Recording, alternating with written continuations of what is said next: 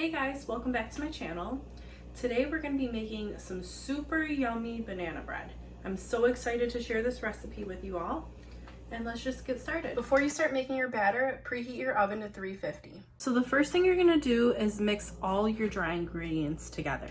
So this is 2 cups of flour, and then you're going to add 1 cup of white granulated sugar.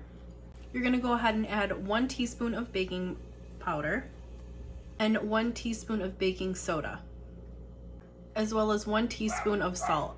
I'm so sorry, my neighbor's dog is barking right now. Then you're also going to go ahead and add in 1 teaspoon of pumpkin pie spice or cinnamon. I don't have that, so I'm using apple pie spice. And then you're just going to go ahead and stir all that together.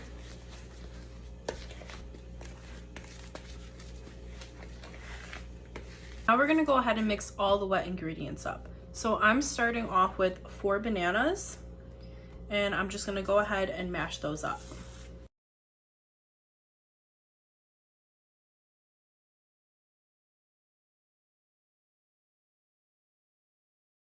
Now I'm just going to go ahead and use a fork to mash these up.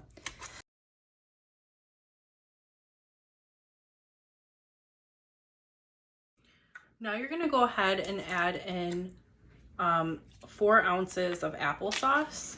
Now these little cups are just under 4, it's like 3.9, so I'm counting that as 4 ounces. Then we're going to go ahead and add in about 1/4 cup of oil. This is vegetable oil. 2 teaspoons of vanilla. 1/2 cup of peanut butter. And then lastly, you're going to add 2 eggs.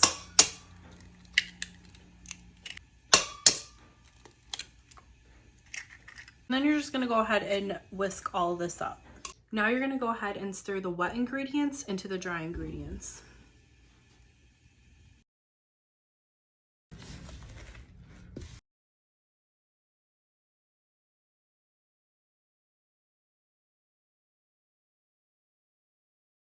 Once it's mixed, I'm going to add in 1 cup of mini chocolate chips. These are semi-sweet chocolate chips.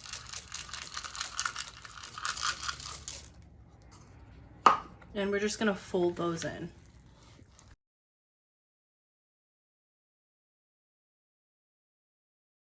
Now you're going to go ahead and take a loaf pan and spray it with cooking spray. I greased mine though because that's what I had, and put some flour in it. This way it doesn't stick. And then you're going to go ahead and put your batter in.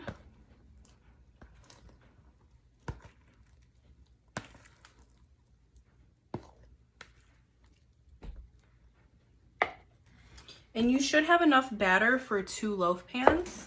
So I'm just going to split them evenly. So I split it evenly between 2 loaf pans. And then we're just going to put these in the oven. I'm going to go ahead and put these in the oven for about 40 to 45 minutes.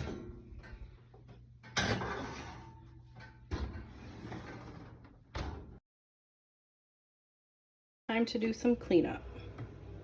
Now with this recipe, you can add nuts, different types of chocolate, or crunchy peanut butter if you don't have the nuts. I just had creamy peanut butter, and I didn't have nuts particularly that I wanted to put in my banana bread.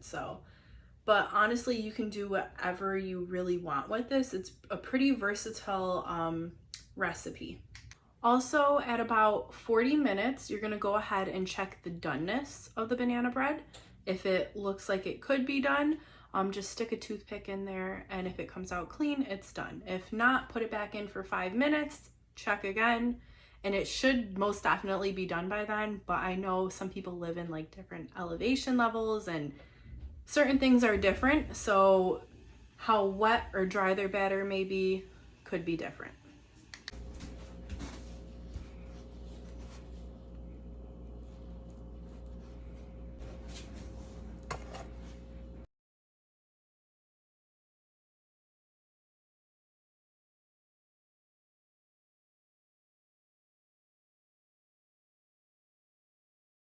So I just went ahead and pulled it out.